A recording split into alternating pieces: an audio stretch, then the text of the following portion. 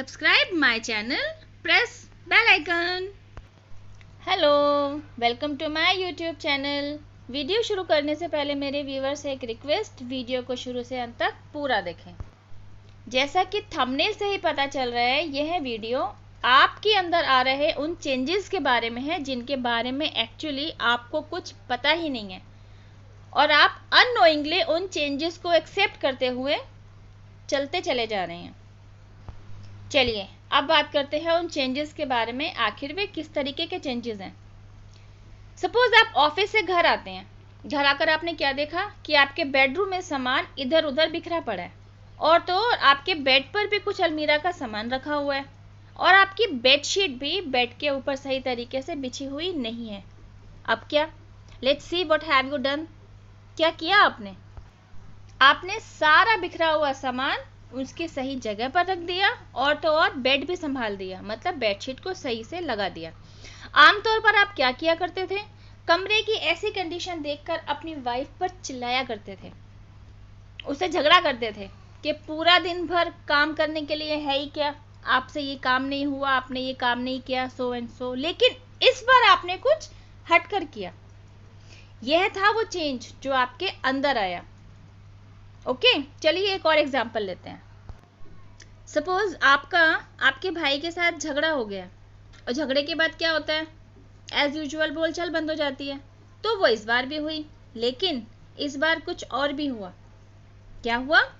आपने अपने भाई को बुलाया और उस झगड़े पर वापस डिस्कशन शुरू किया।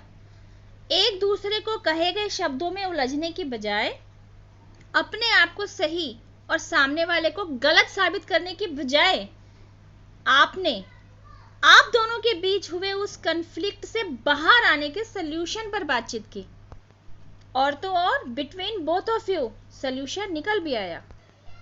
यह था वह दूसरा एग्जाम्पल जो आपके अंदर आ रहे उस पॉजिटिव बदलाव की पुष्टि करता है। चलिए एक और एग्जाम्पल लेते हैं। Suppose you are a women. आपकी अपब्रिंगिंग ऐसे माहौल में हुई कि पिता और भाई के सामने कभी मुंह ही नहीं खोला जाता था। उन्होंने कहा उठ तो उठ, उन्होंने कहा बैठ तो बैठ। चलिए अब आपके अंदर आ रहे उस चेंज के बारे में बात करते हैं कि इस अपब्रिंगिंग के बावजूद आखिर वो क्या चेंज था जो आपके अंदर आया।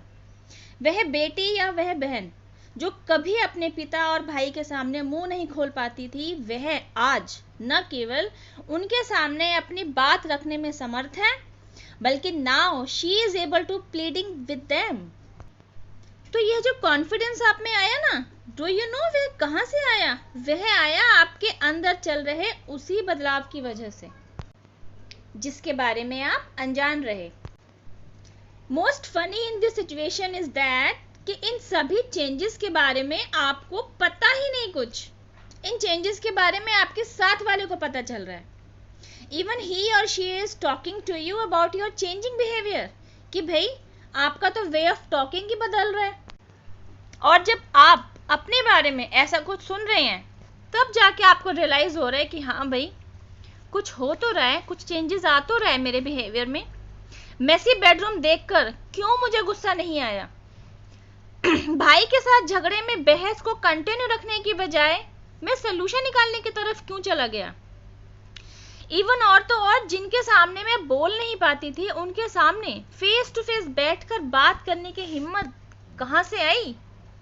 इस एक स्टेप की वजह से। हाँ जी, बिल्कुल सही सुना आपने, इसी स्टेप की वजह से। Now you are able to face any kind of situation. You were ready to deal with anyone.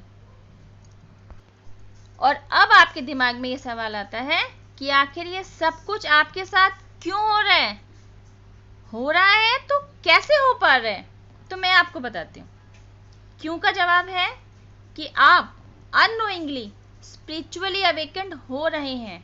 मतलब आप जानते नहीं हैं कि एक्चुअली आप स्पिरिचुअल पाथ पर चल पड़े हैं। और कैसे का जवाब है you have changed your old pattern of thinking now. मतलब जैसे कभी को आपका स्वभाव रहता था ना सिचुएशंस को एनालाइज करने का, बस आपने अब सिचुएशंस को देखने का नजरिया थोड़ा बदला है। तो देखा, जैसे ही आपने अपने वे ऑफ थिंकिंग पर काम किया, आपके वाइब्रेशंस हाई होने लगी। वाइब्रेशंस हाई होते ही आपका न केवल सेल्फ कॉन्फिडेंस इंप्रूव हुआ, इवन सेल्फ कॉन्फिडेंस इंप्रूव होते ही आपने वे सभी काम कर डाले जो कभी ना तो आपने किए थे और ना ही कभी करने के सोचे भी थे। तो इसमें समझने वाली बात क्या है? इसमें आपके द्वारा समझने वाली बात यह है कि ये सारे स्टेप एक के बाद एक आपस में एक दूसरे के साथ जुड़े हुए हैं, जो आपके स्पिरिचुअली अवेकेंड होने की तरफ संकेत करते हैं, मतलब इशारा देते हैं। अब आप यह समझिए कि ये सब कुछ आपके साथ अननोइंगली हुआ, तब इतने पॉजिटिव रिजल्ट्स आपको देखने को मिले। तो जब आप नोइंगली मीन्स जानते बूझते हुए स्पिरिचुअल पाथ पर चलेंगे, तब क्या क्या पॉजिटिव रिजल्ट आपको देखने को मिल सकते हैं। सो आई होप गाइज अपने अंदर आने वाले चेंजेस के बारे में आपको अब काफी हद तक क्लैरिटी मिली होगी। अगर इसी तरह के चेंजेस आप भी अपनी बॉडी लैंग्वेज में फील करते हैं तो it means you are on spiritual path. Congrats. और जब आपको इस बात की क्लैरिटी मिल जाए तो always try to be in high vibrations. क्या होता है, आज आप हाई वाइब्रेशंस में हैं, कल आप किसी भी वजह से फिर से लो वाइब्रेशंस में आ सकते हैं। इसलिए आपको एट एनी कॉस्ट आपके वाइब्रेशंस को हाई रखना ही चाहिए, अपनी एनर्जी को लो नहीं होने देना है। और यह सब कुछ होगा कैसे?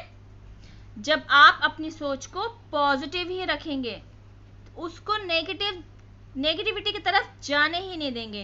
डे टू डे लाइफ में इन चेंजेस को अप्लाई करके तो देखिए, लाइफ ना बदल जाए तो कहिएगा।